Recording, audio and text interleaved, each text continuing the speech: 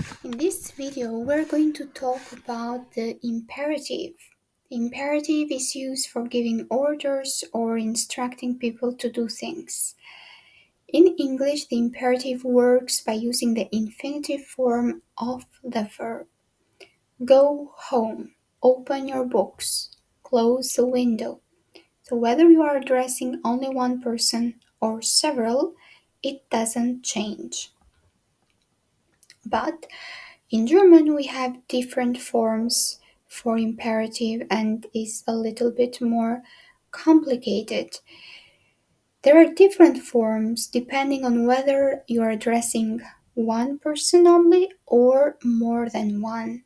German also distinguishes between the formal and informal mode of address in the imperative. Let's see some examples. We have the verb kommen and the four forms for imperative: komm, kommen Sie, kommt, kommen Sie.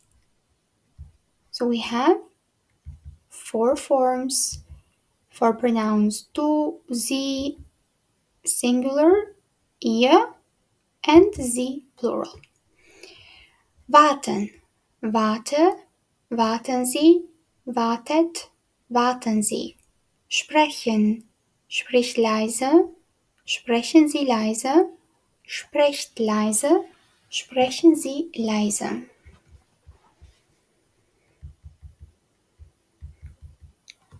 Anfangen, fang an, fangen Sie an, fangt an, fangen Sie an.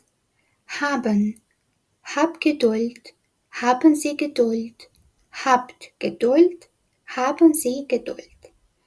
Sein, sei vorsichtig, seien Sie vorsichtig, seid vorsichtig, seien Sie vorsichtig. So, the du, sie, and ihr forms follow different patterns. So they are not the same. The formal imperative is the same in the singular and plural. So only these two forms are the same. Addressing one person informally, du form. This informal singular or du form is used with one person with whom you are quite familiar, with children, family, or close friends. And how do we form this form of imperative? We can form the imperative by using the stem of the verb, but without an ending, without the st ending of the du form. Kommen, komm her. Trinken, trink weniger. So we remove the ending st.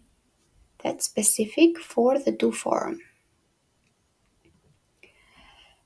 We have also irregular forms. Verbs which have some variation in their present tense also have slight variations for the imperative. Verbs ending in d, t, consonant plus m, or consonant plus n add e to the stem. For example, warten, warte, atmen, atme, atme schneller. Verbs which have a stem vowel change have the same stem vowel change in the imperative. Sprechen, sprich, sprich, leise. Lesen, lies, lies die Zeitung.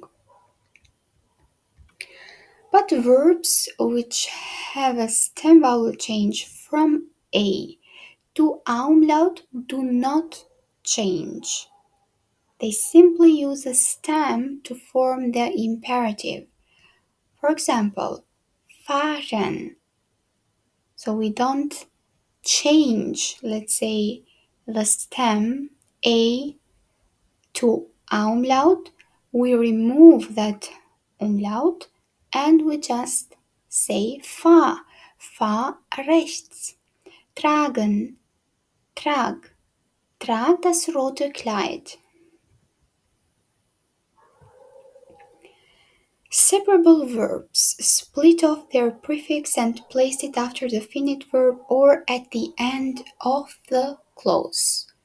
Anfangen, fang an. Mitmachen, mach mit. Haben and sein behave like irregular verbs. Use a stem of the verb. Haben, hab Geduld. Sein, sei vorsichtig. So this was about the do form. Let's continue with Z form. Use the formal singular or Z form when you address one person you are not intimate with. Simply use the present tense Z form. Unlike the informal, the formal imperative includes the personal pronoun Sie. You can tell that it's an imperative because the Sie comes after the verb. Kommen, kommen Sie bitte. Warten, warten Sie. Separable verbs split up again. Anfangen, fangen Sie bitte an.